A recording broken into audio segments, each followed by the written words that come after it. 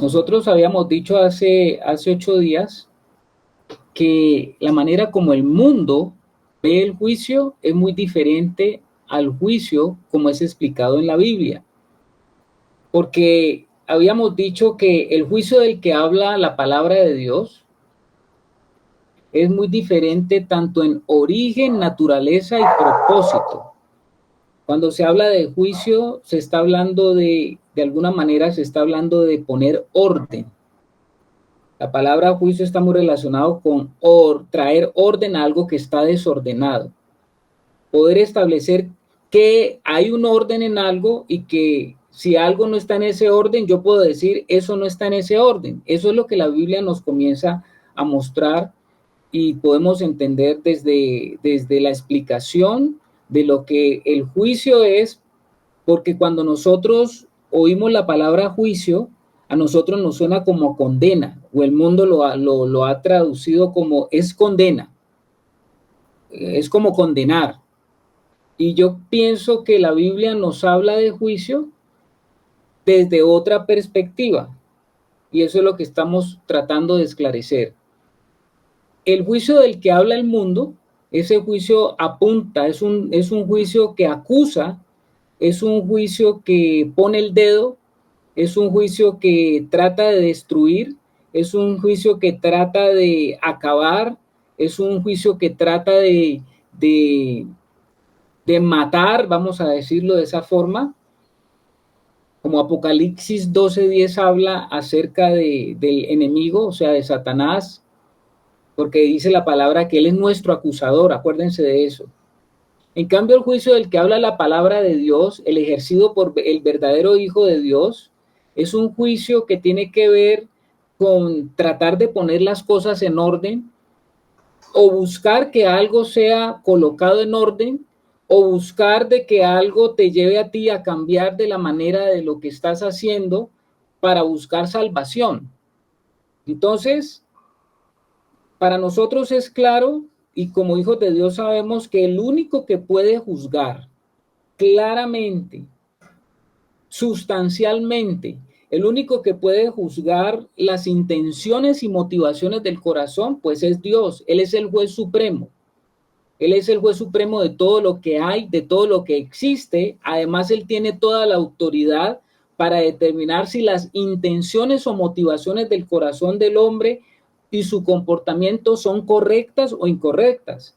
Vale la pena decir que ninguno de nosotros podemos juzgar las intenciones del corazón. Nosotros no podemos establecer un juicio basándonos en que conocemos las intenciones y las motivaciones de alguien. Nosotros podemos juzgar cuando alguien está haciendo algo que vemos que no está en el orden de lo que Dios nos muestra que es su orden, el orden de Dios. El orden de Dios, nosotros podemos decir, esto no se está haciendo de acuerdo al orden, por lo tanto yo puedo decir, esto que se está haciendo está mal. De acuerdo al orden de Dios, esto no cuadra, esto está salido, esto está totalmente desviado. Esta persona está haciendo algo, el obrar que él está haciendo está desviado, está totalmente errado en lo que está haciendo.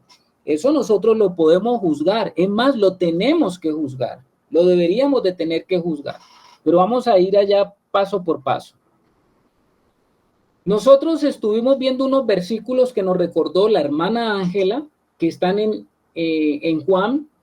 Estuvimos viendo Juan capítulo 8, versículo 15-16, Juan capítulo 5, versículo 30 y Juan 5, 22. Y ustedes se van a dar cuenta de las características del juicio y vamos a ver que, y decíamos que para nosotros poder comenzar a establecer ese juicio a la manera de Dios, pues teníamos que ver a Jesús, porque Jesús es el que está dentro de nosotros.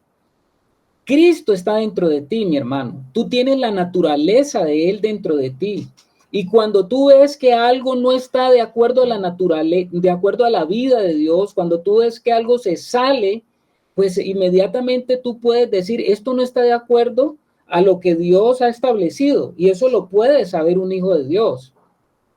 Entonces, nuestro modelo de juicio lo tiene el Señor Jesús. Jesús, Él va a decir algo en Juan 8, 15, 16. Él está hablando aquí como hombre. Él no está hablando como Dios. Él está hablando como hombre, como hijo de Dios. Él va a decir algo. Y Él dice de la siguiente manera. En Juan 8, 15, 16, el Señor dice y está hablando justamente a los hombres de la ley, a los hombres que conocen la ley, a los hombres que son los conocedores de las cosas de Dios, que eran los fariseos, que eran los escribas, y Él les va a decir, vosotros juzgáis según la carne. ¿Qué está queriendo decir el Señor con eso? Que ellos estaban juzgando según la naturaleza caída. La naturaleza caída es una naturaleza que juzga según un árbol. ¿Cómo así que juzga según un árbol? Sí, porque el ser humano, desde que cayó en el huerto, el Señor le permite a Adán y a Eva entender de que el día que ellos cayeron por no haber comido del árbol correcto. ¿Cuál era el árbol que era el correcto? Era el árbol de la vida. ¿Qué era lo que estaba diciendo el Señor con eso? Dios no juzga desde el bien y del mal. Dios juzga desde lo que está vivo y desde lo que está muerto. Vamos a ver esto. El ser humano tenía que aprender a distinguir qué era algo vivo y qué era algo muerto. Algo vivo es algo que tiene relación con Dios. Algo muerto es algo que está separado de la vida de Dios. Ese es el juicio que Dios ha estipulado para que sus hijos comiencen a experimentar o a vivir estando en Él, estando en Cristo. Pero el hombre no comió del árbol de la vida, sino que el hombre comió del árbol del conocimiento del bien y del mal. Por lo tanto, cuando el hombre comió de ese árbol, adquirió una nueva naturaleza y el hombre comenzó a juzgar según sus propios criterios, ya no según la vida de Dios que estaba dentro de él, sino según los propios criterios que el hombre tiene para determinar qué es bueno y qué es malo. Desde ahí comenzó nuestro problema, porque sacamos a Dios y sacó al hombre a Dios, lo sacó de eso que Dios estaba anhelante, que el hombre pudiera obedecer, que el hombre pudiera estar bajo su naturaleza y que en esa naturaleza el hombre iba a poder discernir entre lo que está vivo y lo que está muerto. Y lo que está muerto es lo que está alejado, separado de Dios. Y eso es la realidad del juicio de un hijo de Dios, poder distinguir qué está dentro de la vida de Dios y qué no está dentro de la vida de Dios. Pero cuando el hombre comió del árbol del conocimiento del bien y del mal, comenzó a juzgar desde ese conocimiento que tiene el hombre y juzgar con relación al árbol del conocimiento del bien y del mal es relativo. Y es relativo porque todo depende de qué es lo que la sociedad avala, qué es como la cultura avala que es bueno y que es malo. Y entonces, de acuerdo a ese criterio, de lo que dice el hombre caído, de lo que el hombre llama malo o de lo que el hombre llama bueno, que la cultura comienza a generar su propia realidad de bien y de mal. Por ejemplo, cuando Caín salió de la presencia de Dios, ustedes saben que Caín estableció la primera ciudad. Le puso un nombre a esa ciudad en honor a su hijo y él comenzó a establecer toda una línea que no buscaba a Dios, que estaban separados de la presencia de Dios. Si ustedes se dan cuenta por allá en Génesis, en el capítulo 3, dice el capítulo 4, 16, salió pues Caín de delante de Jehová y habitó en tierra de Nod al oriente de Edén. Y conoció Caín a su mujer, la cual concibió y dio luz a Enoc y edificó una ciudad y llamó el nombre de la ciudad, el nombre de su hijo Enoc. Enoc se llamó la primera ciudad que fue constituida por el hombre, así se llamó esa ciudad. Y dice que Enoc comenzó también a engendrar hijos y así hasta que vemos, por ejemplo, como uno de los descendientes de Enoc que se llamaba Lamec, dice que Lamec comenzó a tener dos mujeres. Era la primera vez, el hombre había, Dios había dicho que el hombre tendría a su mujer y se casaría con su mujer y los dos se unirían y serían una sola carne.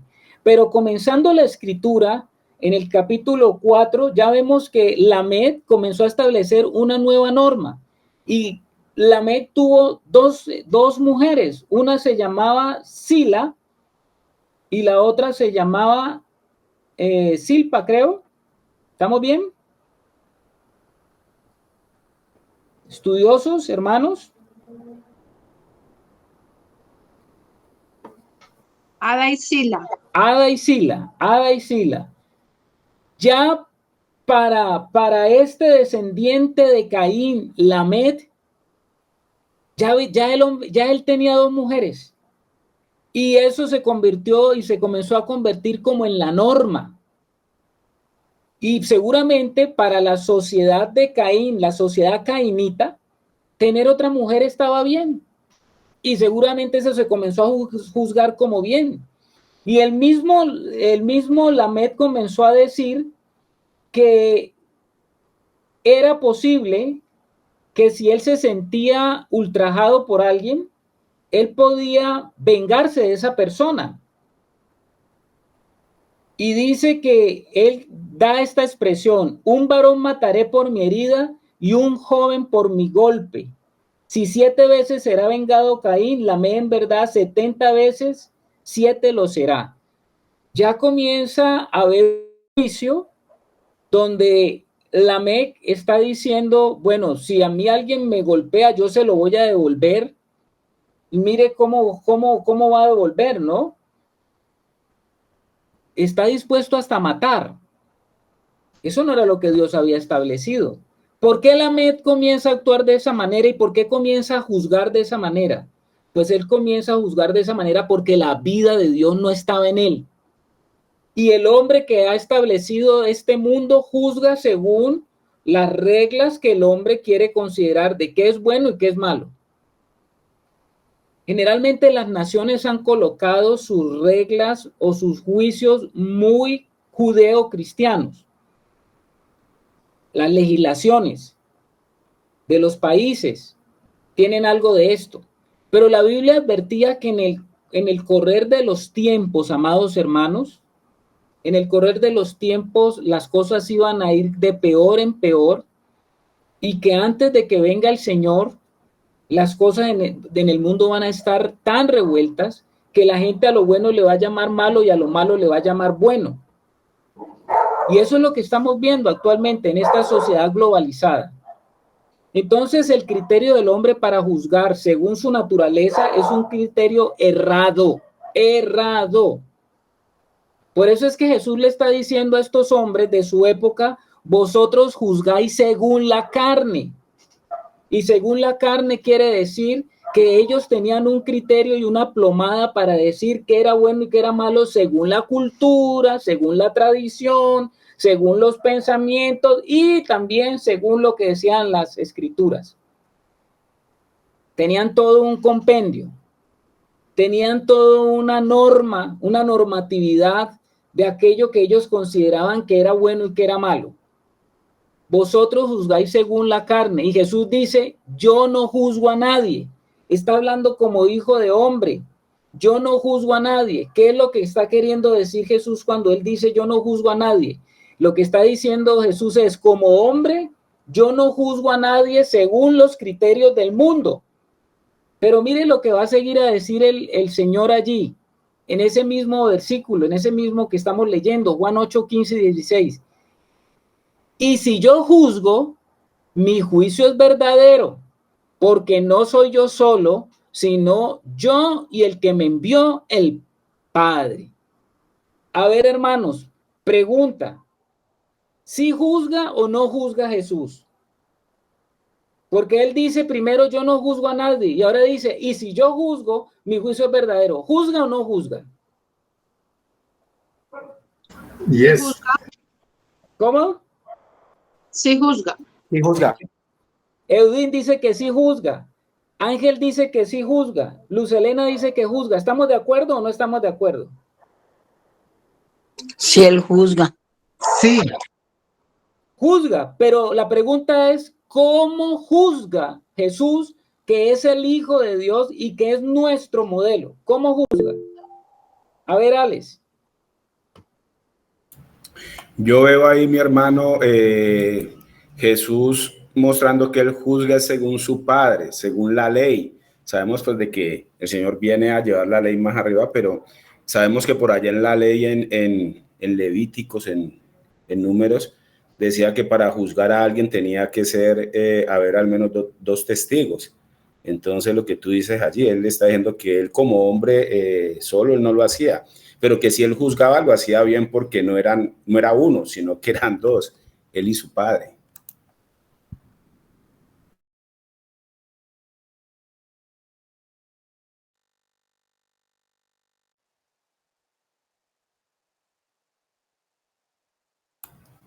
¿Me quedé solo? No, aquí estamos, debe ser Carlos Carlos. tiene cerrado el micrófono. Ah, Carlitos. Perdón, no me había dado cuenta, estaba hablando solo. Exacto, lo que dice Alex, Jesús está diciendo, y si yo juzgo, él está hablando de un juicio verdadero, porque Jesús juzgaba según la realidad que él y la comunión que él tenía con el Padre, y porque él juzgaba entre lo que estaba vivo y lo que estaba muerto, en lo que estaba en Dios y lo que no estaba en Dios.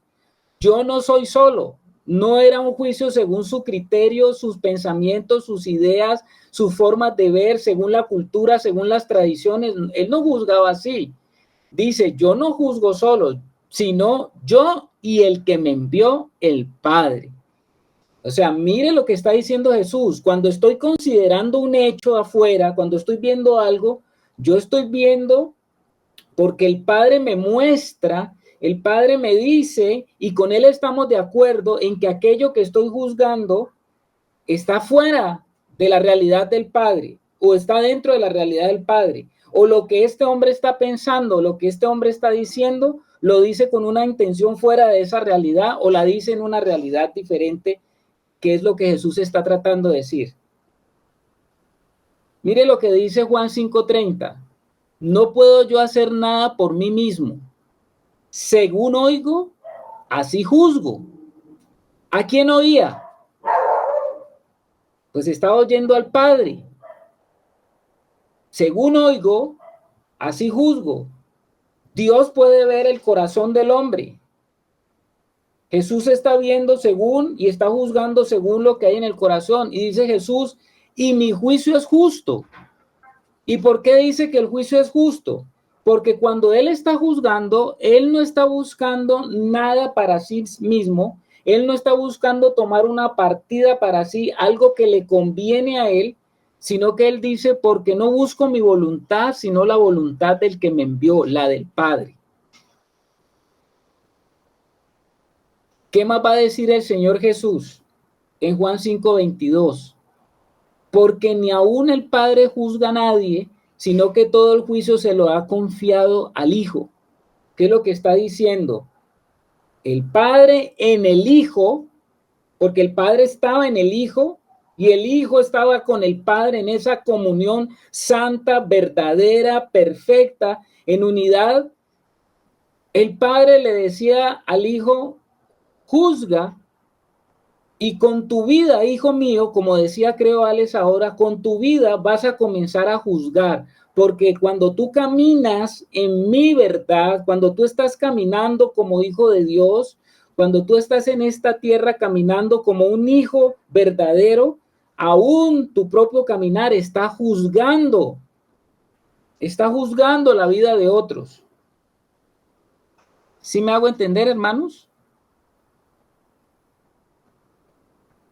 ¿Cuál es la plomada del juicio para el hombre? La plomada por la cual se guía todo hombre es Jesús. De acuerdo a eso va a juzgar el hombre, va a juzgar Dios a todo hombre, según la vida de Jesús, según la plomada de Jesús, según el obrar de Jesús, así va a ser juzgado todo hombre. ¿Cuándo dijo Jesús algo parecido? Cuando ustedes van a Juan 3, cuando Jesús estaba hablando con Nicodemo,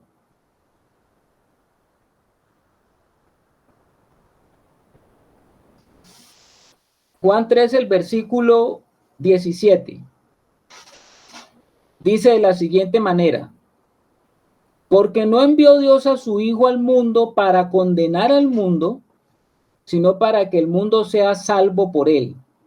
El que en él cree no es condenado, pero el que no cree ya ha sido condenado, porque no ha creído en el nombre del unigénito Hijo de Dios. Y esta es la condenación, que la luz vino al mundo y los hombres amaron más las tinieblas que la luz, porque sus obras eran malas. Porque todo aquel que hace lo malo aborrece la luz y no viene a la luz para que sus obras no sean reprendidas. ¿Qué es lo que está diciendo allí el Señor? Había un juicio. ¿El Padre estaba estableciendo un juicio a través de la vida de Jesús o no estaba estableciendo un juicio a través de la vida de Jesús? ¿Qué creen ustedes? Que sí. A ver, Rebeca.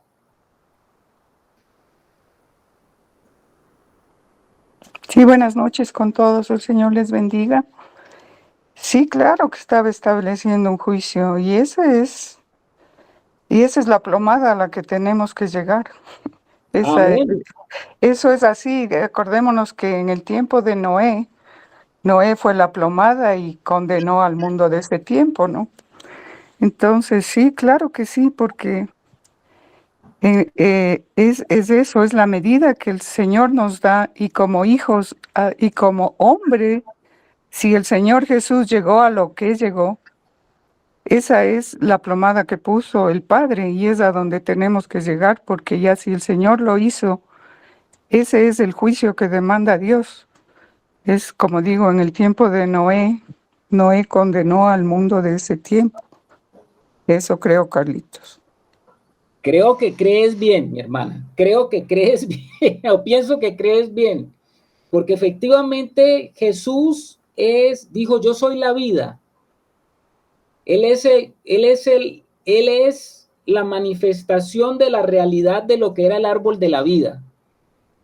Y Jesús estaba en el Padre y él tenía la vida y él es la vida y él es la vida de Dios y Dios está en él y él está caminando en esta tierra y está manifestando esa realidad de lo que es esa vida, y todo el que no se acercaba a esa vida estaba aborreciendo otra vez. Es como aborrecer otra vez el árbol.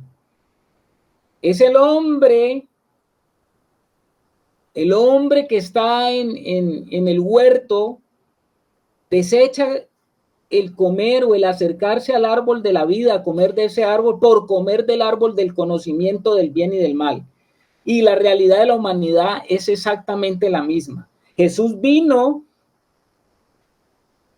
el árbol de la vida nos representaba esa vida expresada en lo que es material, y ahora Jesús estaba allí y su misma vida, su mismo proceder, su mismo actuar iba trayendo el juicio de Dios, porque los hombres que aborrecían la luz, como dijo ahora el Señor, esos hombres no se acercaban al Señor y no se acercaban a Él porque aborrecían la luz y querían permanecer en su pecado. Les dice algo de eso de aquellas personas que cuando uno está acercándose a ellas a llevarles algo de la vida de Dios, esas personas comienzan a decir, no, yo no quiero nada porque usted es un fanático, yo qué sé.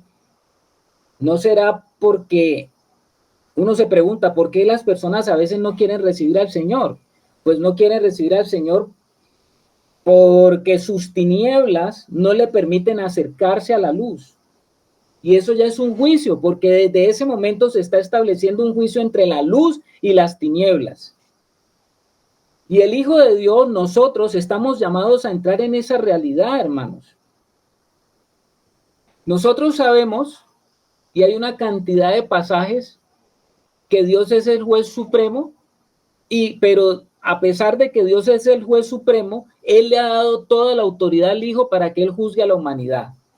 Cada ser humano que alguna vez existió o existirá será juzgado por Jesucristo, y el Padre le otorgó al Hijo el derecho de juzgar, porque Jesús fue el que se inmoló en la cruz, porque es el Hijo obediente, y porque como Hijo obediente, entonces Él tuvo una muerte, y muerte de cruz, para Él poder ser el modelo y la plomada de que estamos hablando.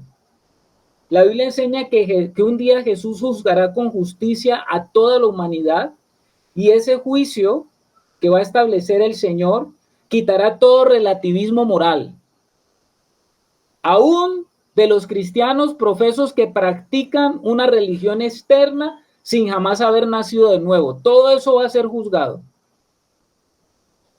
Preste atención a esto, hermanos. Cuando un cristiano presenta el evangelio a un no creyente, aunque lo haga con el amor y con la gracia de Dios, está emitiendo un juicio indirecto.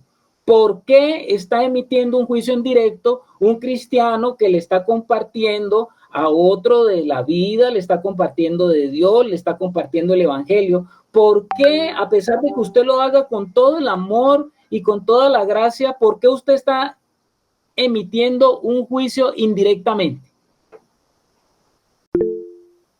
A ver, Luz Elena. Porque al estarle compartiendo del Señor, pues está diciendo que él no tiene al Señor, que en él no hay vida y que por tanto está condenado. Por eso se le comparte para que él pueda ver al Señor, bueno, si lo quiere ver o como sea, pero sí es un juicio, porque si no, yo no le voy a ir a predicar a usted, sino uno a los que ve que andan perdidos. A ver, muy bien, Luz. A ver, Alex.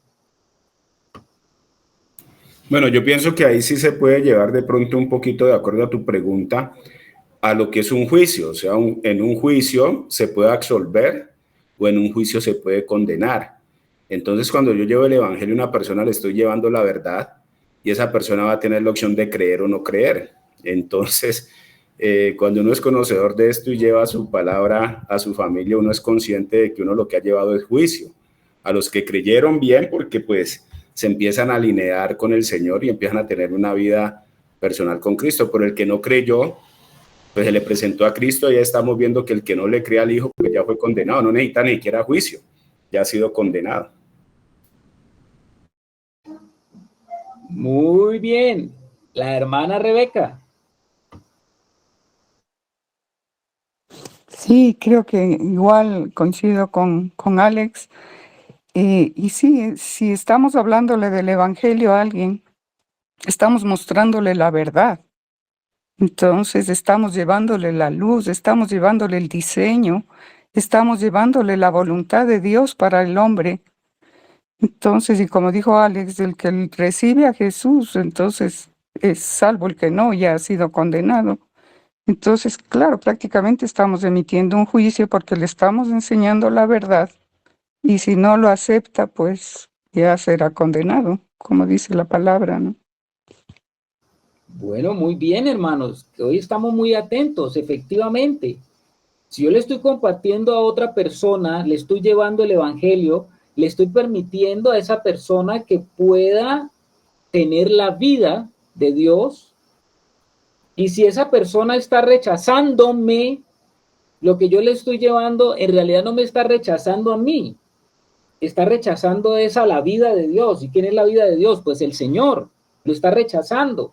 Y como decía ahora el Señor en Juan, Él decía, bueno, la luz vino al mundo, pero los hombres amaron más las tinieblas, y por lo tanto no es que yo les esté emitiendo un juicio como tal, sino directo, sino que ellos están recibiendo un juicio y ya están condenados. O sea, ya están condenados porque no recibieron la luz de la verdad. Entonces, de alguna manera nosotros también, cuando estamos llevando el evangelio y nos está alguien rechazando, des en cuenta que no nos están rechazando a nosotros. Nosotros a veces perdemos esa perspectiva. Se está rechazando. Ahora, si usted está verdaderamente llevando el evangelio, ¿no? No que esté llevando otra cosa, sino el evangelio. La Biblia declara algo. ¿Qué es lo que declara la Biblia enfáticamente? Que todos los hombres son pecadores, que han sido destituidos de la gloria de Dios y que necesitan redención de sus pecados para ser salvos y escapar de la condenación que pende sobre toda la humanidad. Eso es claro. Y cuando tú estás llevando el evangelio, tú estás llevando la posibilidad que una persona se escape de esa condenación que está ya determinada. No es ni siquiera que se va a dar, sino que ya está dada. Si eso es así, y eso lo sabemos, hay ocasiones en que se tocan temas puntuales que tienen que ver, temas como, por ejemplo, el aborto, el adulterio, el comportamiento homosexual, el matrimonio entre personas del mismo sexo. Habitualmente, cuando se le pide opinión a un cristiano sobre eso, se escucha la afirmación, bueno, no hay que juzgar, porque se percibe como un juicio directo que atenta contra la libertad personal y contra la tolerancia que se debe tener hoy en día. Cuando un cristiano dice, por ejemplo, que el comportamiento homosexual es un pecado y que el matrimonio entre personas del mismo sexo está penado por la ley de Dios, los promotores de la tolerancia a menudo se oyen escuchar que ellos expresan respuestas hostiles como la siguiente. Voy a decirles por lo menos 3. Bueno, ¿quién es usted para juzgar a dos personas que se aman? Otra persona puede decir, ¿quién crees que eres diciéndole a alguien a quién puede o no puede amar? Tú también eres un pecador. Otra persona podría decirle, la vida privada de alguien no es asunto tuyo. Eso que dice la Biblia de juzgar en la Biblia está mal. Eso es lo que escuchan, ¿no? ¿Qué dice la hermana Lucelena? Que una peor, que a veces ellos dicen que Dios es amor y que como es amor, eso no importa qué tipo de amor sea. Claro, eso está dentro del contexto de la primera que dijimos, ¿quién eres tú para juzgar a dos personas que se aman? Eso es lo que generalmente se esgrime, la defensa que se esgrime. Entonces uno podría decir, claro, sí, hoy en día esas cuestiones tienen que ver con la preferencia, con la forma como la persona lo entiende. Y el cristiano se va amalgamando con esa forma de pensar, que es una forma de pensar relativa. Si como hijos de Dios entendemos lo que Jesús dijo acerca del juzgar, y nosotros como hijos de Dios vemos el obrar incuestionable de alguien frente a lo establecido o que está en contra de lo manifestado dicho por Dios, si nosotros denunciamos eso, estamos actuando en conformidad con lo que el Señor quiere hacer a través nuestro.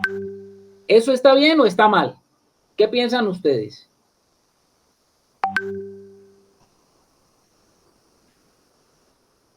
Pues mi hermano, está bien porque eso es lo que el Señor espera que hagamos sus hijos, que en este tiempo manifestemos lo que Él quiere manifestar y lo hace a través de nosotros. Entonces, ¿qué es lo que yo no puedo juzgar? ¿O qué es lo que sí puedo juzgar en ese caso? ¿Qué es lo que sí, qué es lo que no? Pues yo pienso que las acciones juzgamos, las motivaciones solo Dios, porque Él conoce el corazón de las personas. Bueno, Angelito, ¿y Alex qué dice? Pues yo pienso que ese es el mismo modelo que el Señor nos enseñó. Nosotros debemos denunciar y juzgar el pecado. más ser misericordioso con el pecador. Lo que encontramos en la palabra es que el Señor aborrece el pecado, pero ama al pecador. Entonces no nos podemos callar en denunciar el pecado, mas sin embargo podemos presentar la salida que tiene el pecador acerca de lo que está haciendo. Ok, esto es muy importante, hermanos, y se lo voy a también a decir en otro contexto. Eso está dentro del contexto del Hijo de Dios frente a una sociedad, pero también está dentro del contexto del Hijo de Dios frente a otros hijos de Dios. Claro que sí. Se lo voy a explicar. Nosotros, estuve hace algún tiempo, venimos de un tipo de cristianismo. Nuestra ascendencia espiritual vino de un grupo cristiano donde, por ejemplo, a nosotros se nos decía o se nos enseñó una doctrina, vamos a decirlo así, que usted no podía tocar el manto de el ungido. Y yo lo he oído eso en varias congregaciones cristianas. Nosotros venimos de un contexto parecido, donde se nos enseñó una doctrina y hubo una enseñanza donde se decía que usted no podía tocar el manto, eso se llamaba del líder. ¿Y qué era no tocar el manto del líder? Era eso justamente. Usted veía acciones que eran totalmente acciones en contra. Esa persona ostentaba sobre usted de pronto una autoridad espiritual. Era un hombre o una mujer que tenía un mayor conocimiento de las escrituras, o era un hombre, una mujer que llevaba más años en el evangelio, y a usted lo colocaban bajo esa persona. Cuando usted veía a esa persona haciendo cosas que no eran, pues lo que se le instaba a usted era que orara a Dios, pero que no se podía tocar el manto de ese ungido o de ese líder, porque estaba metiéndose directamente con Dios.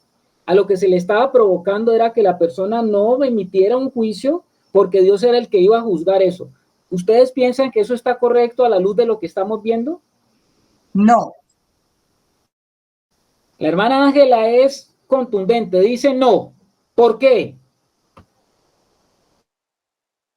porque si conocemos la verdad y no la anunciamos, entonces pues estamos también desobedeciendo nosotros.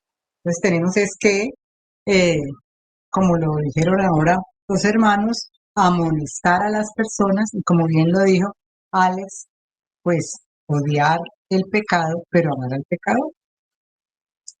Pero cuando la persona es eh, conocedora de la verdad, entonces debemos hablar. O sea, ¿Están la los persona a hermanos, la cual juzgamos, ¿no? están los hermanos de acuerdo con Angelita o no están de acuerdo con Angelita? Les voy a poner un caso antes. Voy a leerles a ustedes lo que el consejo que le está dando Pablo a Timoteo. Y ustedes me van a decir si esto les parece fuerte o liviano o cómo les parece. Pablo le está dando la carta de primera de Timoteo y segunda de Timoteo, son unas cartas pastorales de un hombre de Dios con mucha experiencia en el Señor a un joven que está iniciando en el camino de lo que es, él pertenecía a ese grupo apostólico, o sea, tenía unas características apostólicas Timoteo y había comenzado en ese camino junto a Pablo, que Pablo era como su padre espiritual, como el mentor espiritual de Timoteo. Pablo se llevó a Timoteo justamente y era un joven que estaba muy entregado al Señor, y a veces Pablo mandaba a Timoteo como mandaba a otros que pertenecían a su equipo, porque Pablo tenía un equipo apostólico y ese equipo apostólico seguía instrucciones, porque el apóstol Pablo era un hombre lleno del Señor y tenía todas las amonestaciones necesarias, y él estaba enseñando a Timoteo le está, en ese pastoreo, le está ministrando para que él sepa cómo actuar frente a circunstancias que se presentan a veces. Mire lo que le dice él a Timoteo en el capítulo 5 de Primera de Timoteo, desde el versículo 19. Mire lo que dice Pablo a Timoteo. Primera de Timoteo, capítulo 5, versículo 19. Dice, contra un anciano, está hablando de un anciano, o sea, que no está hablando de un hijo de Dios inmaduro, no está hablando de un neófito, está hablando ya de un hombre que tiene un peso dentro de los hermanos, es reconocido como un anciano. Dice, contra un anciano no admitas acusación, sino con 2 o 3 testigos. Tal vez lo que nos decía ahora Alex. A los que persisten en pecar, repréndelos delante de todos, para que los demás también teman. Te encarezco delante de Dios y del Señor Jesucristo y de sus ángeles escogidos, que guardes estas cosas sin prejuicios, no haciendo nada con parcialidad. ¿Cómo les parece a ustedes ese consejo que Pablo le está dando a Timoteo? Parece bastante fuerte, ¿no? Pero muy justo. Y está hablando de los líderes, ¿no? De los ancianos, de los que ostentan el reconocimiento de los hermanos como hombres maduros. Dice, a los que persisten en pecar. ¿Por qué está diciéndole Pablo esto a Timoteo? Porque ya era que se había hablado con ellos con 2 o 3 testigos según el protocolo bíblico. El protocolo bíblico habla de que cuando alguien tenga algo contra otra persona, vaya y hable con él. Si esa persona no le acepta lo que está diciendo, pues vaya con otros 2 o 3 testigos y preséntese otra vez frente a ese caso. Y si aún así esa persona no lo acepta tampoco lo que se está hablando, se está tratando, que vaya y lo diga entonces lo que está pasando a toda la iglesia, y se juzgue esa situación, y que si aún así él no responde, entonces que esa persona queda o es retirado de la congregación. A ver, Angelito. ¿Puedo poner un ejemplo de la vida real? Sí, hermano. Cuando pertenecía a una secta cristiana, en este movimiento habían varias áreas que se manejaban. Una de ellas era una fundación de ayuda social. Y otra de estas áreas era un partido político de creyentes cristianos. El caso es de que solíamos salir a la ciudad de Cali a pedir ayuda en nombre de la fundación. Y nos daban papel, nos daban comestibles, nos daban dinero y cosas así. Pero cuando entregábamos no con el nombre de la fundación con la que solicitábamos, entregábamos a nombre del movimiento político. Entonces yo un día les dije que eso estaba mal. Me dijeron, pero ¿por qué? Eso está bien, es la misma organización la que a nombre de la fundación pide, pero lo da la misma organización a nombre del partido político. Entonces, según ellos, según los líderes, eso estaba correcto. Y yo les decía, si usted va y le pide lo que ha solicitado, papel, un mercado o ropa usada o lo que fuere, a nombre del partido político, vaya a ver si la gente le da. Vaya a ver si la gente le da el quintal de arroz, el quintal de azúcar, el papel. Pero como usted pide a nombre de la Fundación de Ayuda Social, la gente se abre y le da. Eso es un engaño a la gente. Pero ellos no podían ver eso. Ok, Angelito. Y como eso tantas cosas. Entonces, miren que sí es importante que nosotros, como hijos de Dios, tengamos claro qué es lo que nosotros podemos juzgar, a quién podemos juzgar, cómo podemos juzgar. Ya lo habíamos hablado hace 8 días, que claro, usted ve a un hermano en algo que no es, pues es que usted no lo va a juzgar para condenar, pero usted juzga una situación de ese hermano Usted puede ir a hablar con ese hermano con amor, con el amor de Dios, pero haciéndole ver que lo que está haciendo está por fuera, no está en el orden de lo que Dios es, ni manifiesta la vida de Dios en eso que él está haciendo. Eso se juzga, hermanos. Así sea el hombre o el anciano también en la congregación o el de máximo, eso se juzga, porque cuando no se juzgan esas cosas viene un problema gravísimo. Y es que si no se juzgan esas cosas, el enemigo tiene ocasión para entrar a la iglesia y hacer un daño terrible. Eso lo aprovecha mucho el enemigo, justamente. Estábamos viendo en estos días con mi esposa un documental, y en ese documental se veían como dos sectas, donde unos hombres se tomaron el liderazgo pues de estas congregaciones y comenzaron a tomar toda clase de propiedad sobre las personas, a hacer y a decir cosas, y las personas, una de las características era que nadie podía decir nada porque ellos eran los intocables, ellos eran como la voz de Dios en lo que decían y no podían nadie decir nada acerca de su vida, de su accionar, de su actuar, y se cometieron grandes cosas. Uno de esos líderes llevó a la gente al suicidio colectivo y otro de esos líderes llevó a la gente a meterse como a enclaustrarse, a abusar de un poco de mujeres, bueno, cosas terribles que no vale la pena decir, pero por no tener claro, nosotros no podemos en la iglesia caer en semejantes cosas parecidas. A ver, hermana Ángela.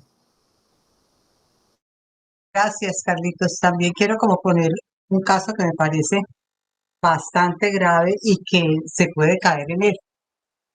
Estamos como miembros de la iglesia, pues eh, conviviendo y teniendo relación y de pronto vemos a una persona que nos parece como que está desorientada, como que no sabemos qué tiene y la persona se ha retraído un poco.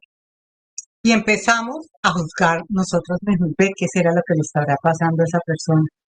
Y será, y empezamos con base en suposiciones a emitir un juicio, en lugar de ir a la persona con todo el amor del caso y preguntarle, te hemos visto así, de esta forma, ¿qué necesitas? ¿Qué te pasa? ¿En qué te podemos ayudar? Y miren la diferencia cuando lo hacemos así, nos evitamos pues un juicio que en ese momento no nos está correspondiendo porque no conocemos la verdad. Entonces, eso también yo quería como traer a colación porque sucede mucho en las congregaciones. Qué bueno también. Gracias, Ángela. Sí, esos son casos desacertados de un juzgar de acuerdo a apariencias, solamente sin conocer a fondo situaciones y realidades. Eso es lo que estás diciendo, está correcto. Eso a veces también pasa.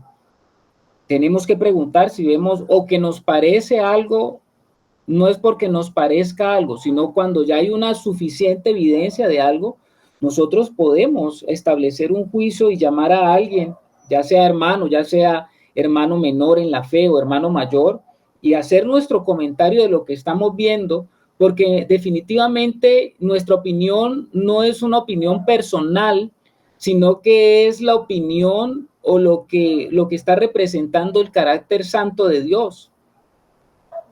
Si una acción es condenable, esa acción debe ser tratada. El discípulo de Cristo no es ni será nunca un dueño de la verdad, es un mensajero de Dios y le está advirtiendo en amor cómo son las cosas y cuál es la realidad ante el inminente juicio de Dios si persevera o se persiste en algo. El llamado de Dios es que todos sus hijos o discípulos aprendan a juzgar sabiamente. Póngalo ahí, hermano. El llamado de Dios es que sus hijos o discípulos aprendan a juzgar sabiamente. Cuando no se ha hecho así, han ocurrido desastres. Como nosotros estuvimos leyendo allá en Mateo 7, ese pasaje que dice, estaba hablando el Señor Jesús en el Sermón del Monte y dice, no juzguéis para que no seáis juzgados, y ha sido tan mal interpretado a veces por alguno y que lo utilizan justamente con Romanos para decir que uno no tiene por qué juzgar porque uno hace lo mismo. Pues bueno, vamos a tratar de ver qué es lo que verdaderamente está diciendo el Señor allí en Mateo 7. Él dice, no juzguen para que no sean juzgados, porque con el juicio que ustedes juzguen serán juzgados y con la medida que miden se les medirá.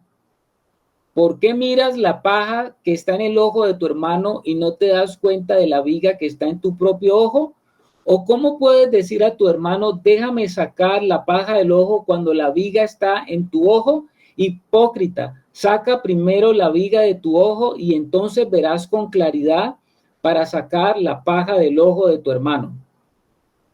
Presten atención a esto. En esta parte de la enseñanza, el Señor no está diciendo que no se debe juzgar como algunos consideran que es lo que debe de hacerse, de no juzgar. Porque como él dice, no juzguéis para que no seáis juzgados, muy al contrario de lo que se piensa, él sí está diciendo que nosotros debemos de juzgar. ¿Qué es lo que está condenando el Señor? ¿Qué tipo de juicio es que está condenando el Señor allí? ¿Quién lo ve?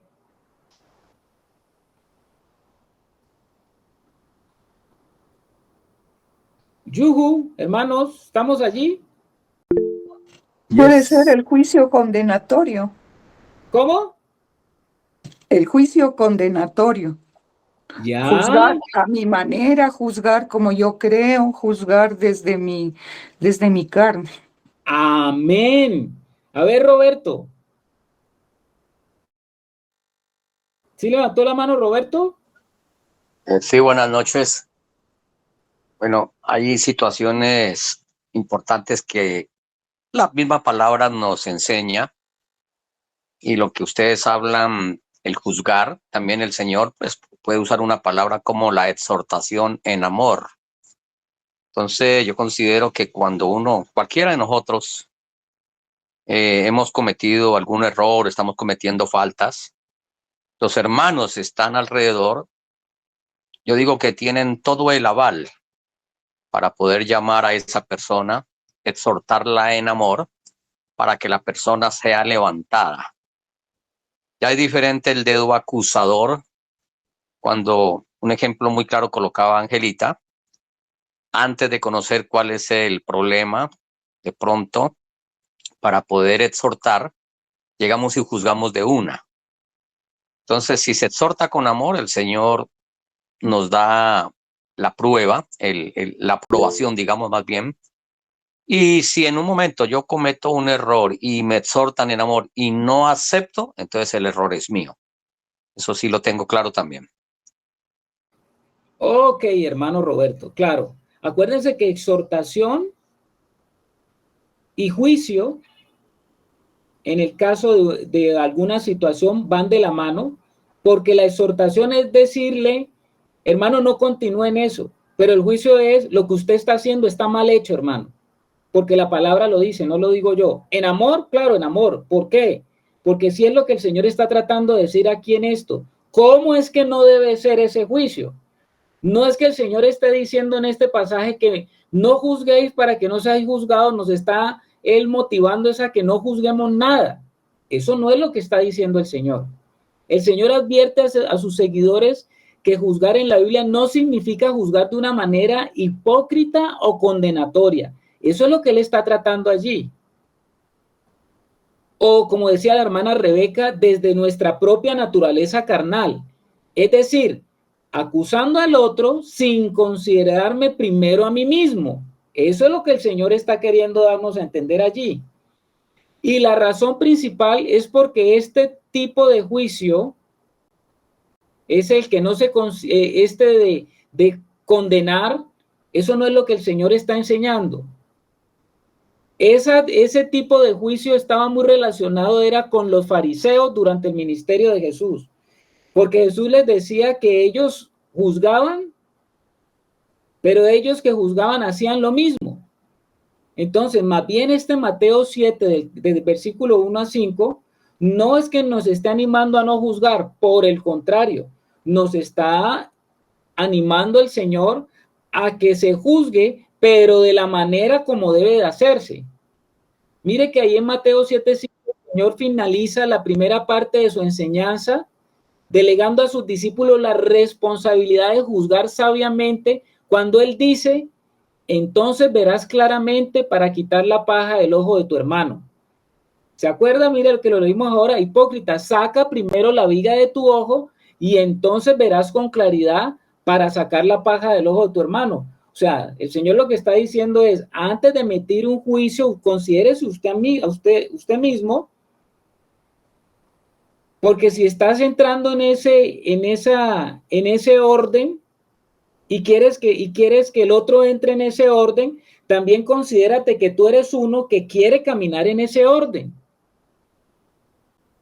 Porque pues hay algunos hermanos que creen que su vida es impoluta y que ellos en todo momento tienen que estar juzgando a todo el mundo, pero primero no han tenido en su comunión con el Señor ese tipo de relación, intimidad que nos está pidiendo el Señor para poder tener esa autoridad espiritual de Él para estar y juzgar las cosas. No sé si me hago entender.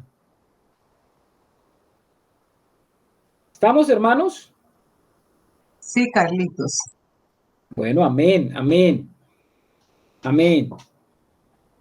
Entonces, no, el Señor no quiere que tengamos un corazón enjuiciador, pero el Señor sí quiere que establezcamos juicios, porque como hijos, como discípulos del Señor, tenemos que aprender a juzgar sabiamente las cosas, hermanos. Para yo poder no tener un corazón juzgador, el antídoto contra un corazón juzgador, ¿cuál es el antídoto? ¿Cuál piensan ustedes que es el antídoto frente a un corazón juzgador? El amor. El amor, 1 y 2. ¿Cuál es el otro? ¿Sabe cuál es el otro? Aprender a juzgarse usted mismo antes que a los demás. Eso es las dos partes de ese antídoto. Lo que Jesús está enseñando en este pasaje que estamos leyendo en el Sermón del Monte es que la virtud de juzgarse a uno primero es fundamental para comenzar a ejercitar o antes de juzgar a los demás. Y si emitimos un juicio, no lo hacemos con el propósito de condenar, como denuncian los promotores de la tolerancia positiva, sino que emitimos un juicio para ayudar a un pecador a recibir el perdón de Dios o para alentar a nuestro hermano a caminar en la verdad. Ese es un juicio agradable a Dios. Lo que Cristo está enseñando a su discípulo es que si no nos arrepentimos personalmente de nuestros pecados y damos buenos frutos, no estamos en condiciones de juzgar a los demás. Es decir, no tenemos ni conocemos la gracia y la verdad que vienen del Espíritu Santo para ayudar a nuestro hermano o hermana o incluso a nuestro prójimo que es inconverso a que salga, a que entre en el orden de la vida de Dios, a que camine en el orden de Dios y que salga de lo que está torcido, de lo que no es la vida de Dios. Por eso, amar al prójimo, lo que está diciendo la hermana Luz, amar al prójimo incluye que aprendamos a corregir y que lo aprendamos a corregir. No es que yo amo a alguien cuando no le digo nada. No es que yo amo a alguien cuando no me meto en su vida. No es que yo amo a alguien cuando veo que está haciendo algo que no es correcto y dejo que siga haciendo lo que no es correcto. No, pues eso no es el verdadero amor que nos plantea la Escritura.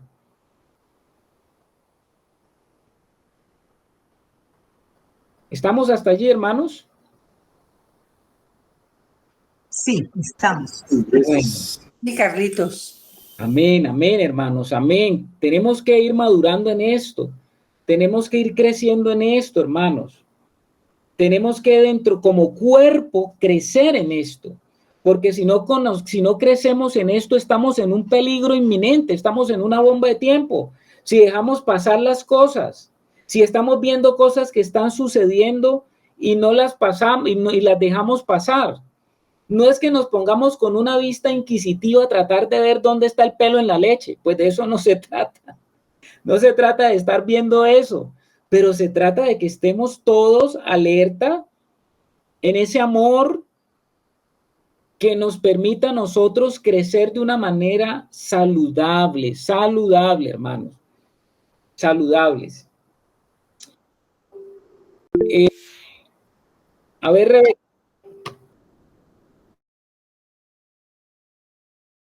Gracias, Carlitos.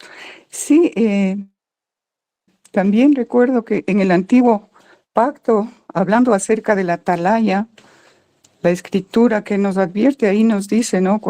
Que incluso podemos salvar a un hermano de un juicio de muerte, porque dice, si tú es cometer pecado, alguien que Dios ya ha determinado el muerte, por decir, y no lo dices, eso recaerá sobre ti.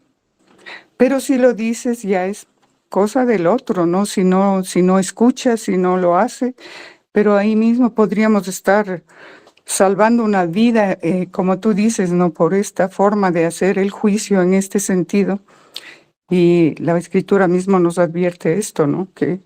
Y es lo que ahora en el nuevo pacto se nos enseña, ¿no? Vosotros que sois espirituales, si veis que alguien ha caído en pecado, restaurarle con espíritu de mansedumbre, considerándote a ti mismo. Entonces, creo que esto es muy importante dentro del cuerpo de Cristo, porque incluso la palabra nos dice pues que esto, el exhortarnos unos a otros a fin de que no caigamos en el engaño del pecado, que es importante como cuerpo estarnos exhortando unos a otros.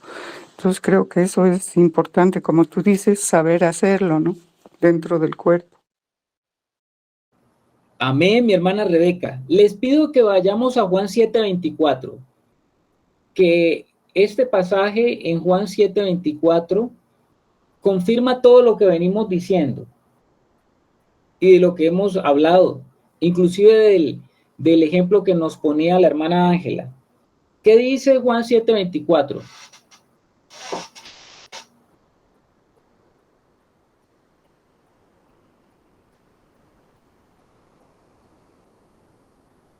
No juzguéis según las apariencias, sino juzgad con justo juicio. Amén. ¿Qué está diciendo allí, Luz, el Señor Jesús? ¿Que no juzguen? Que juzguemos, pero con el juicio que debe ser, o sea, en Él. Amén, amén. No juzguen según la apariencia, sino juzguen con justo juicio. Claro que tenemos que tener cuidado al juzgar. Entre más complicados sean los asuntos, pues se requiere mayor madurez para juzgar asuntos. Ser conscientes de que somos seres humanos falibles, pues claro, eso lo han dicho todos los hermanos. Y que podemos cometer errores de juicio por las cosas que vemos, claro que sí. Pero a fin de juzgar responsablemente, deberíamos siempre conocer todos los detalles de un hecho en particular y jamás basar nuestro juicio en las apariencias, así como lo que Jesús acaba de decir en este pasaje, para aquellos que pues quieren entrar en el ejercicio del justo juicio.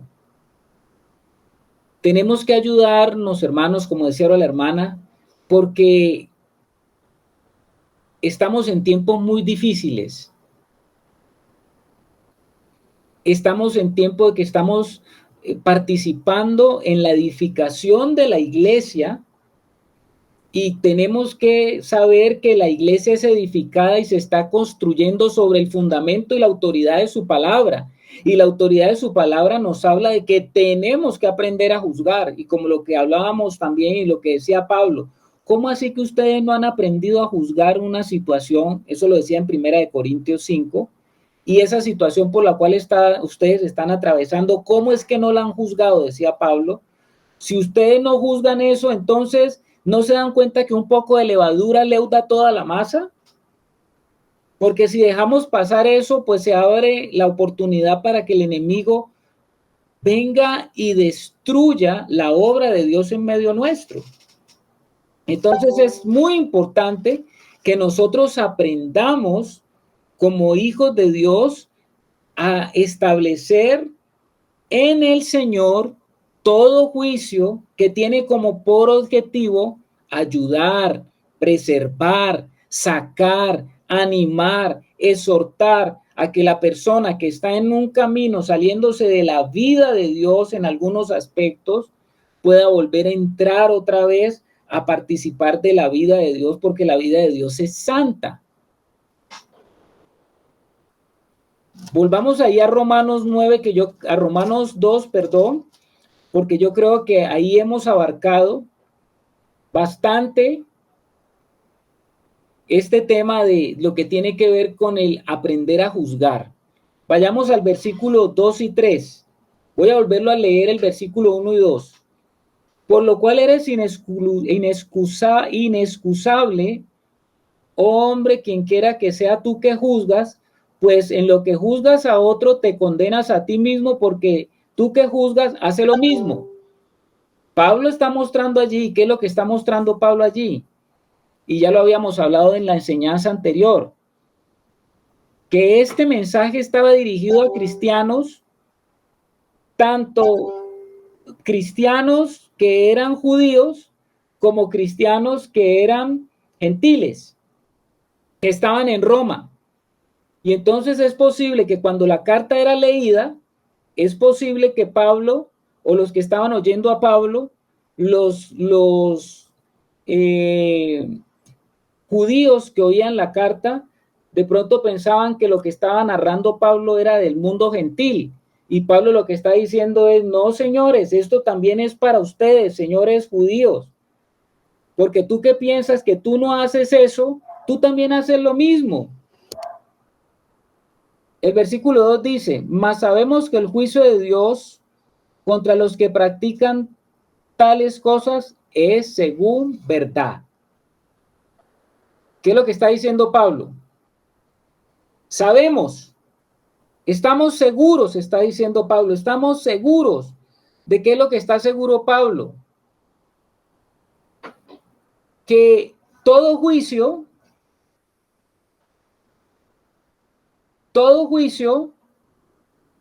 debe ser según verdad, no según criterios personales, no según perspectivas, no según mis ideologías, sino según la verdad. ¿Y la verdad dónde está? La verdad está en las escrituras, en la palabra.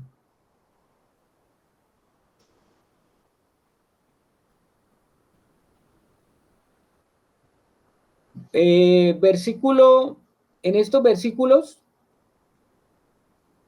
según lo que nos está queriendo decir el apóstol Pablo, ¿cuál creen usted que es la verdad en la cual se basa todo juicio de Dios? ¿Cuál es la vara de la verdad? ¿Dónde está la vara de la verdad? ¿Qué piensan ustedes, hermanos?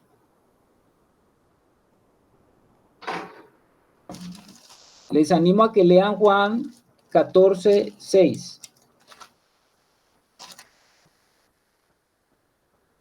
Cristo es la verdad.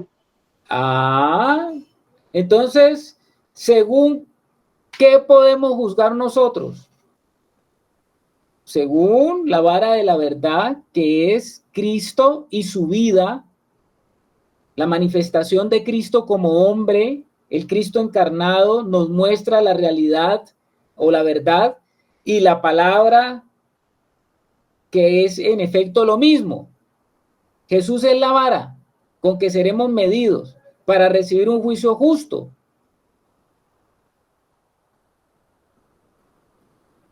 O sea que tenemos, como hablábamos ahora con la hermana Rebeca, la plomada. Y la plomada es el Señor dentro de nosotros. La plomada es una verdad, y la verdad es una persona que está en nosotros. Y según esa persona que está en nosotros, podemos nosotros, creciendo en esa vida, en esa vida implantada, en esa vida vamos creciendo y vamos tomando nosotros las razones de las cosas que vemos y oímos que se desajustan de acuerdo a esa vida y vamos diciendo, esto no es según la verdad, esto no es según la verdad. Y es necesario que en la iglesia se haga eso, hermanos. Es necesario.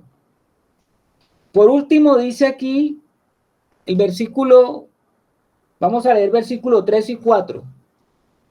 Y piensas esto, oh hombre, tú que juzgas a los que tal hacen y haces lo mismo, que tú escaparás del juicio de Dios, o menosprecias la riqueza de su benignidad, paciencia y longanimidad, ignorando que su benignidad te guía al arrepentimiento. O sea que si nosotros comenzamos a tener un corazón que está mirando siempre y tratando de mirar lo que está mal, ¿qué es lo que está diciendo el Señor? Que con la misma vara, o que usted que juzga, y con la misma vara en que usted está midiendo, pues con esa misma vara será medido. Que de la misma manera, pues Dios estará aplicándole a usted permanentemente juicio a su vida. Eso es lo que está diciendo. Veamos esta partecita aquí y terminamos, hermanos. O menosprecia la riqueza de su benignidad, paciencia y longanimidad, ignorando que su benignidad te guía al arrepentimiento. ¿Qué es lo que nos está hablando aquí Pablo? Pablo seguramente tenía en mente a los judíos religiosos que asumieron que la relación especial que habían tenido con Dios los salvaría del juicio de Dios sobre los pecados. Esto les permitió juzgar a los gentiles pecadores y ser complacientes con sus propios pecados. Esa era la realidad del pueblo de Israel cuando Jesús vino aquí a la tierra, porque los líderes religiosos, ¿cómo consideraban a los gentiles? A ver, ¿cómo consideraban los líderes, los máximos, los jerarcas, cómo consideraban a los gentiles? ¿Qué le habían hecho entender al pueblo? Como perros. Como perros, dice Anita. O sea, ¿por qué? Que ellos eran los pecadores, que ellos eran los malos, que ellos eran los que estaban mal delante de Dios. Pero Pablo les estaba diciendo en esta carta que si a ellos Dios les había venido, el Señor se había venido frente a ellos y que Él era la verdad y no reconocieron la verdad y no la pudieron reconocer porque su corazón estaba tan lejos de Dios como el corazón de los gentiles. O sea, que ellos no eran la diferencia. Por eso es que Pablo dice, menosprecia las riquezas de su benignidad. ¿Cuál es la benignidad de Dios? ¿Cuál es la bondad de Dios? La benignidad de Dios o la bondad de Dios tiene que ver con su generosidad y se ha extendido a todos los hombres. ¿Cuál es la paciencia de Dios? Que Dios debería, al que no está en él, al que no está en su vida, pues destruirlo. Pero Dios retiene su juicio. Dios retarda sus castigos. Él nos juzga de inmediato muchas cosas en las cuales a veces nosotros mismos estamos. ¿Y qué significa la longanimidad? Pues que el Señor toma tiempo en enojarse. Él es lento para la ira. Esto no significa que Dios nunca se enoja, pero significa que Él es lento para enojarse. Pero no podemos aprovecharnos de eso porque su longanimidad no durará para siempre. No tenemos de confundir la bondad de Dios con debilidad. La misericordia que Dios está teniendo con la humanidad no es signo de indiferencia o debilidad, sino que su misericordia está destinada a inspirarnos hasta llegar al agradecimiento, la fe y el arrepentimiento. ¿Qué es lo que está diciendo el apóstol Pablo con lo que está diciendo? Hermanos, romanos, Dios no ha acabado y no ha acabado con la humanidad porque Él todavía está esperando que hayan salvos, porque Dios quiere que todos vengan a salvación. Él es benigno, Él es paciente, Él es longánime. Estamos viendo en este momento una sociedad que se está colapsando y uno diría, desde que comenzó esto, pues ¿por qué Dios no destruye a todo eso, a toda esa gente que está tratando de meter estas ideologías y todas estas cosas. No, Dios no es así. ¿Qué dice Alex? Pues varias cositas, mis hermanos. Ahí veíamos ahora que tú nos llevaste a Juan 6, que Jesús está hablando pues acerca de esto mismo de juzgar. Él lo está haciendo en el contexto porque él estaba siendo juzgado por haber sanado a una persona, haber curado a una persona en el día de reposo. Entonces ahora que tú decías de que en Juan 7:24 dice juzgar, pero con un justo juicio y no con apariencias, pues yo pienso que el Señor nos estaba llevando era eso, ¿no? Se estaba juzgando la apariencia de que Él estaba violando el día de reposo, pero no se estaba viendo que el Señor estaba haciendo algo justo, sanando a este hombre, mostrando la misericordia del Padre. Pienso que también algo muy parecido le pasó a David. Hoy día ya viendo nosotros esto, cuando el profeta le lleva pues esa analogía del hombre que no tenía su ovejita y el otro, yo pienso que lo mínimo que debió haber hecho David fue haber callado porque pues, él lanzó ese juicio así como sin pensarlo y se condenó él mismo. Entonces pienso que es mucho la enseñanza que el Señor nos ha dado hoy a través de esto para mantenernos como más bien calladitos cuando sabemos de que no estamos ejerciendo justicia a través del Señor y pues cómo vamos a juzgar si estamos en esa condición. Ya, ok, mi hermano. O menosprecias las riquezas de su benignidad, paciencia y longanimidad, ignorando que su benignidad te guía al arrepentimiento. ¿Por qué causa el Señor no ha acabado con todo esto? ¿Por qué causa, aunque han pasado los tiempos y que el pecado ha ido aumentando, por qué el Señor no ha acabado y no ha juzgado a toda la humanidad? Porque va a haber un día, el Señor tiene paciencia y en esa paciencia el Señor está esperando que muchos vengan al arrepentimiento. Y eso es lo que Pablo está dando a entender aquí a los romanos. Los romanos no estaban exentos, aunque se veía algo terrible, porque Roma era la metrópoli y había mucho pecado alrededor. Cuando se juntan más personas, más gente de diversas culturas, tradiciones, ideologías, ustedes se imaginan cómo era Roma, ¿no? Y todo lo que se podía ver en Roma y todo lo que se podía conseguir en Roma. Sin embargo, el Señor estaba mostrando que todos necesitamos arrepentirnos, hermanos, todos. Y que si Dios no ha traído un juicio, es por su benignidad, por su paciencia y su longanimidad. Y si Dios está allí esperando, es porque el justo juicio de Dios se va a manifestar un día. Y el apóstol Pedro decía que el juicio, ¿por dónde comienza? El juicio comienza por casa. Y creo, y yo pienso y siento, hermanos, que en este tiempo, lo primero, antes de la venida del Señor, que lo que Dios está juzgando es su casa. Y démosle gracias a Él, porque Él va a juzgar primero a su casa y la va a juzgar con misericordia. Pero lo difícil y lo terrible es que un día se va a acabar la benignidad, la paciencia y la longanimidad de Dios para el mundo, y el juicio que va a establecer al mundo el Señor en un momento determinado ya no es con misericordia, sino que es un juicio sin misericordia.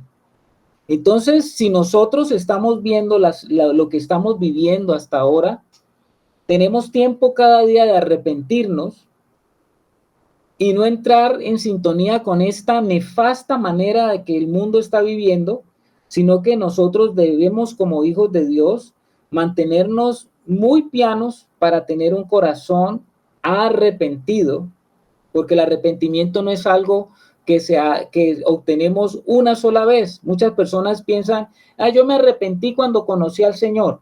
El arrepentimiento no es algo para una sola vez. El arrepentimiento es una condición del corazón permanente delante de Dios, porque definitivamente el Señor quiere que sus hijos no participen, como dice Pablo, de lo que va a estar allá afuera. Eso sí es cierto. Si yo estoy en el Señor, pues sus juicios son ahora y son con misericordia para los que le buscan y le aman. Dejemos allí, hermanos, en el versículo 4, después avanzaremos por el versículo en adelante, porque yo pienso que hasta aquí Pablo está poniendo el contexto del Evangelio. Habíamos hablado de que Romanos es la carta que tiene que ver con la gloria del Evangelio, donde Dios comienza a mostrarnos que el hombre pecador, el hombre que está sin el Señor, merece ser o merece juicio de Dios. Eso es lo que Pablo está diciendo. Y que ninguno de los hombres, por muy morales que sean o por muy buenitos que parezcan, no es que puedan escaparse de ese juicio. Lo que Pablo está diciendo es que todo hombre que está sobre esta tierra, todo hombre que ha nacido de Adán, todo hombre que viene a este mundo, viene ya con una condición condenatoria delante de Dios. Que el único que puede sacarnos de esa condición es nuestro Señor Jesucristo. Y eso es lo que Pablo va a seguir explicando ahora más adelante. Hoy nos enciendes el corazón.